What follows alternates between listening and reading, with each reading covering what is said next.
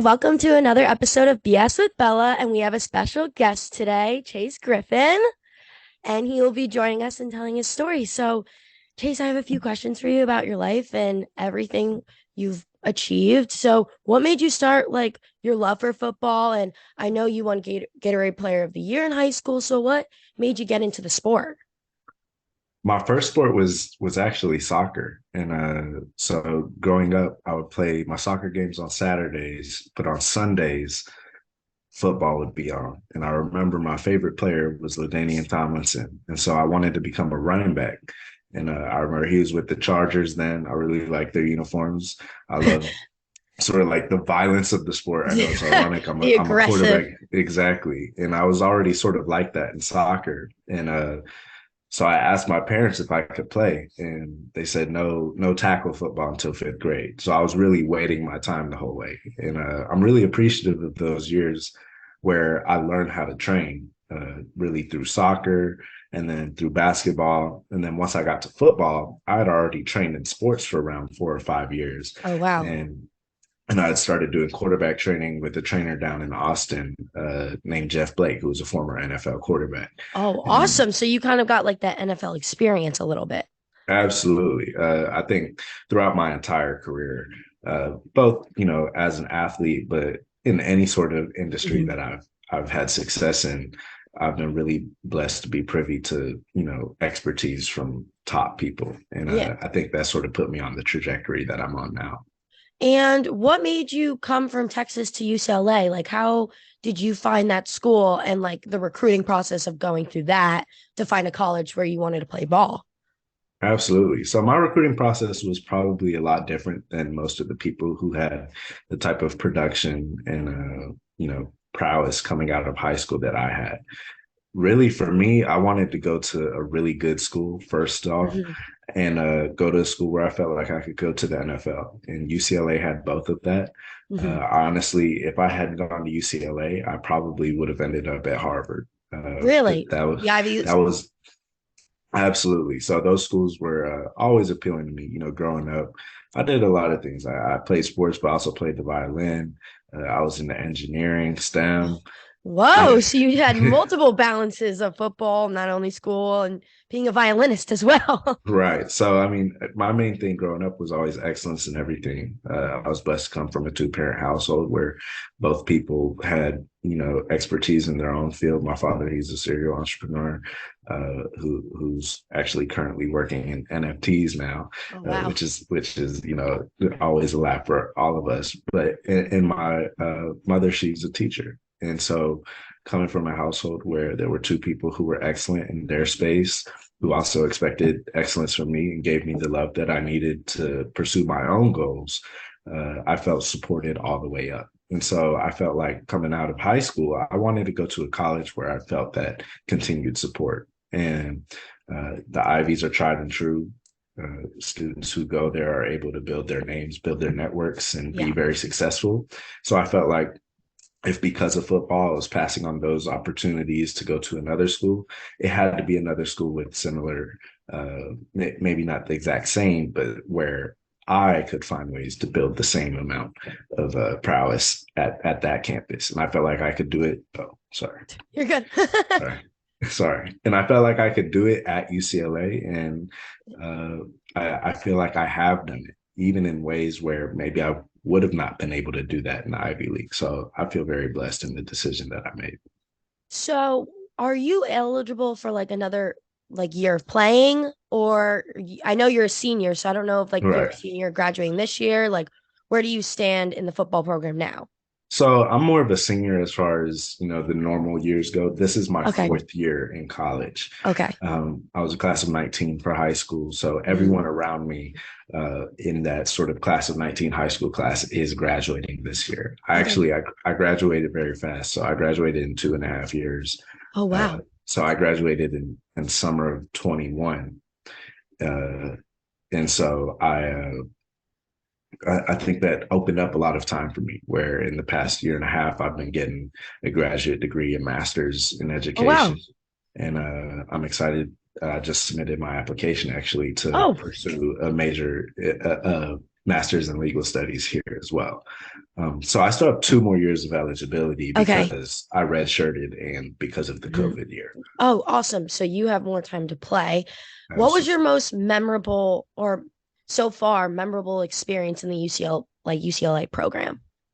I think there's been a lot as far as on the academic side. Graduating was great for me. I know Yeah. I really That's worked impressive. hard for that. I appreciate that. No, I worked really hard for that. I was Hmm. taking 4 classes a quarter. I was Oh, wow. taking 16 units over the summer. And that was during COVID too. So a lot of it was Okay. online. That Yeah. took an adjustment period.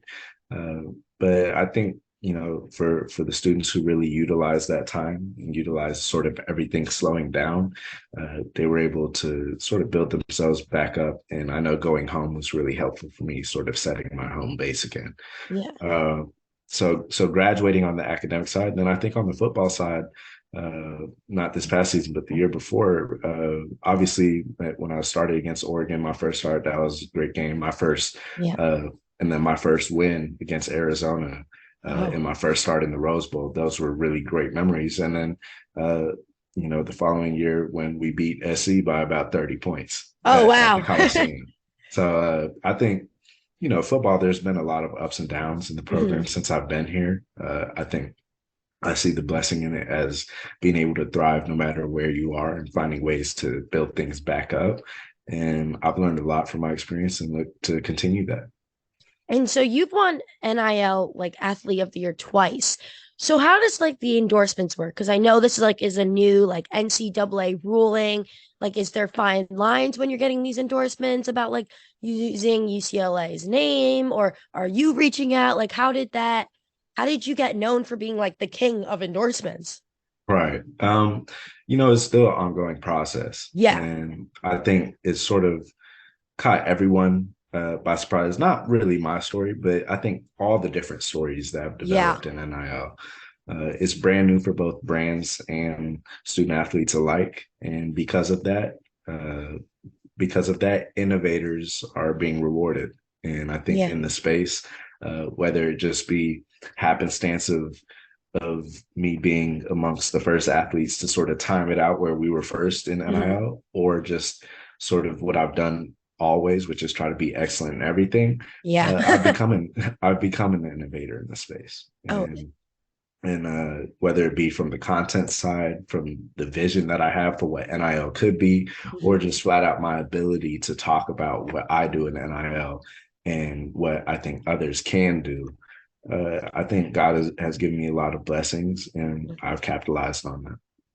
Is it hard to balance like all these like endorsements? Are you like okay with like like being a student, like sticking to contract, being a football player? Have you ever felt yourself as like more overwhelmed, or like have you found a really good balance in between all of it?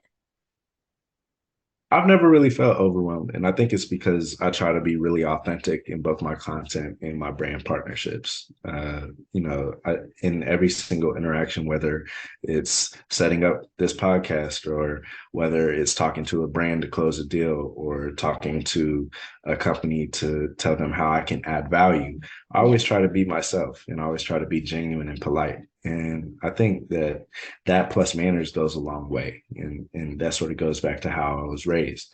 And then also, having the talent and skill set to actually deliver and add Yeah. value when called upon. And I'm continually working on myself. I'm only 22. I know that the sky's the limit, but Yeah, you're chasing your dreams. You're totally right, you've accomplished so much, especially now right, you're a chase partner.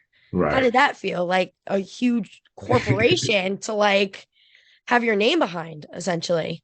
Yeah, I mean that was really a partnership that was almost 2 years in the making, and it Wow. felt very rewarding just because I know with companies like that, as soon as you're in and you deliver for them, you're in for life. Yeah, And so you're stuck what with better Chase. brand, right? What I mean, whether I partner with them or not, I'm stuck with Chase, so I might as well I might as well do it. And they've been great to work with. And I think that also not only opens doors for me to work with other companies, but it opens doors for how I can work with JP Morgan Chase and partner with them.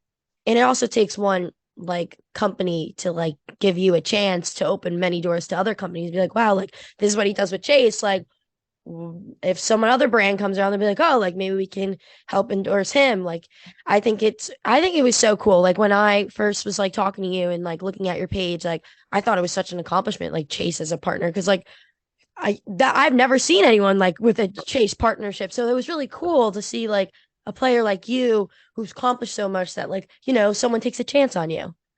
Right, absolutely. And I think they were very sound in their background. Like, I think it makes sense that a Hmm. number one brand like that would partner with a person like myself. Hmm. But like you said, I really do appreciate at the same time that a brand that magnitude, took that leap to get into the NIL collegiate space Hmm. in the first place. And then, secondly, to do it with me was just, huge blessing. And I'm looking forward to more partnerships with them. So stay tuned. Yeah, and I heard you were saying about like your graduates.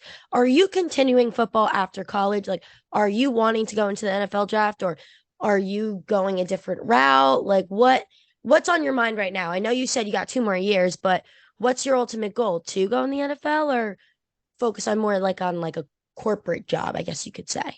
Right. So I don't really place myself in the boxes. I know Hmm. that I've been blessed with a lot of talents, and I'll never not appreciate the skill set and Hmm. hard work that I put into football that Yeah. helped open doors. Hmm. And, I'm taking the football as far as I can get it, whether Hmm. it be to here, which I already consider a great accomplishment. Yeah.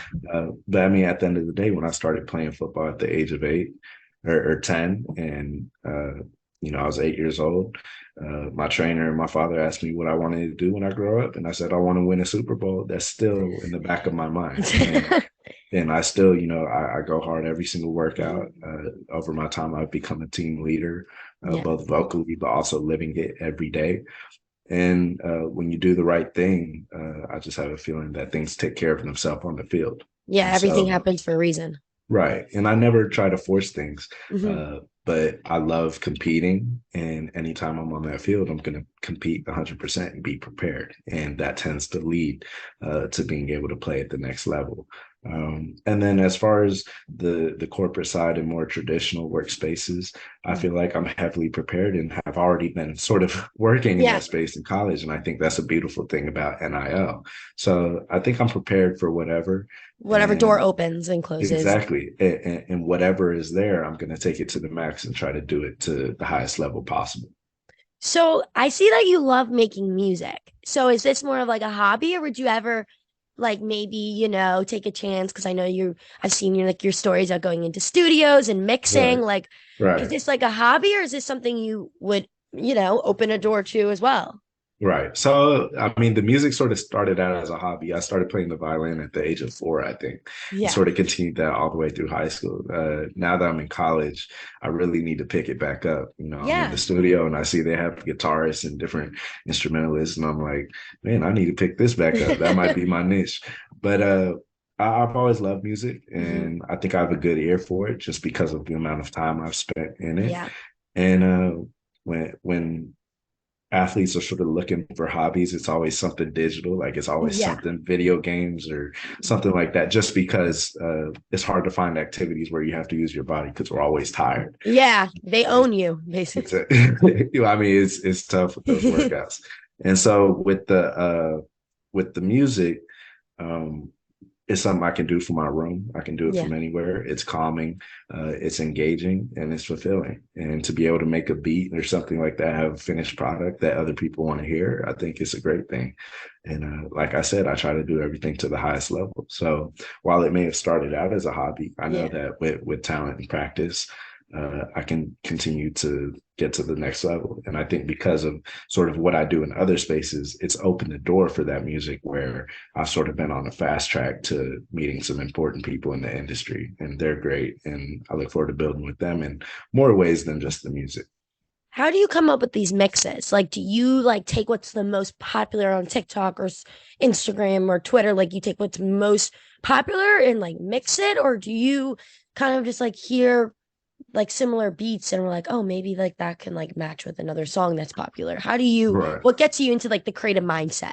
Right. I think as far as music, it sort of brings it out of me. And Mhm. I think people who produce and are artists sort of know like a lot of it is just luck. Like sometimes you'll put stuff together and you're like, man, that sounds perfect. And that sometimes happens with me. I try not to force it. I think Hmm. all of my beats start out pretty organically just because I enjoy the melody making process. And then I Hmm. let the drums, come in after. Speak Uh, its mind, let it go. Exactly. And I think that's part of what makes it fun.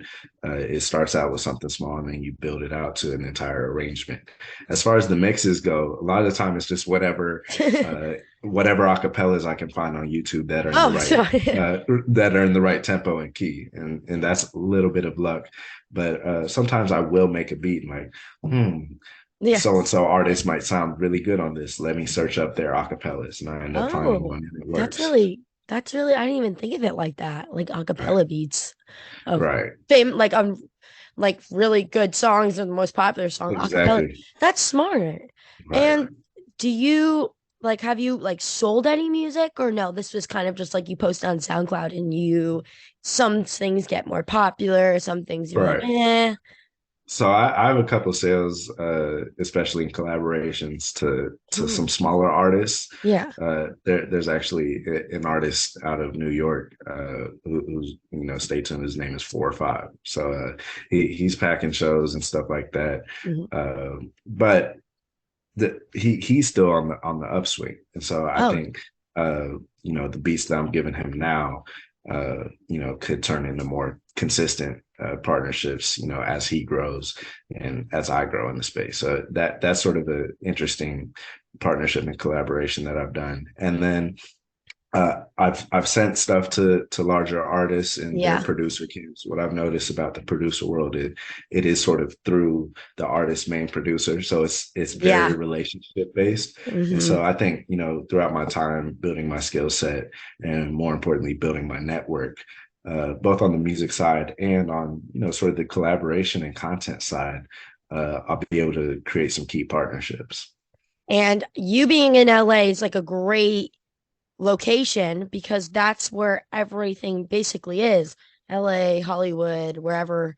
Like California is a big like market in like entertainment, music. So Right. you're lucky enough to go to a school where there's access to that.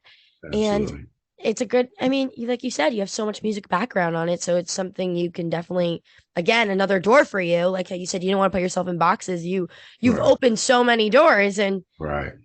and I think that's so awesome. Do you have like a biggest inspiration to you? Like, do you have a person that you like look up to? Like, if it's either with football or school or music or Right. in NIL deals, like who do Right. you is your biggest inspiration? Right. I think I have a couple. I've never been someone to sort of pick one person to Hmm. try to be like, just because I feel like every person's unique. And even if you're trying to be that one person, well, that one person was really, Country, made yeah, up of yeah, five to six different, yeah, ideologies. As far as athletes go, I think Muhammad Ali was always a huge inspiration, both on just like his ability to speak his mind, but also uh, his conviction and what he stood for. yeah, And I'm not saying I agree with all of his ideologies, even yeah, though I do believe in the importance of having pride in self and being strong in that. mhm, Uh, and I've always respected his ability to keenly and in a smart way convey what he's thinking and how it relates to further than just the athletic world.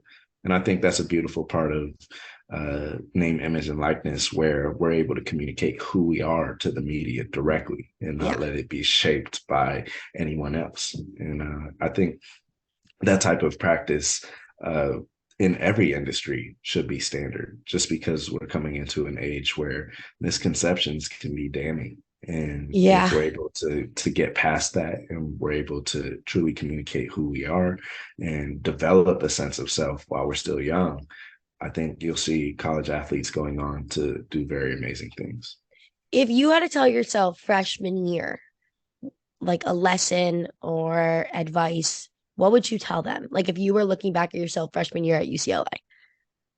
I would say it's going to work out, and I know that's sort of cheesy, sort of corny, but it's so true. I think when you're 17, 18 and you're choosing a college, when you're on that official visit, it feels like the best time in your life. It's like, oh Yeah. my goodness, this is My amazing. brother plays football at Oklahoma. Okay. Oh, So great, great. I know when he was traveling schools, it was definitely one of those. Like, when you know.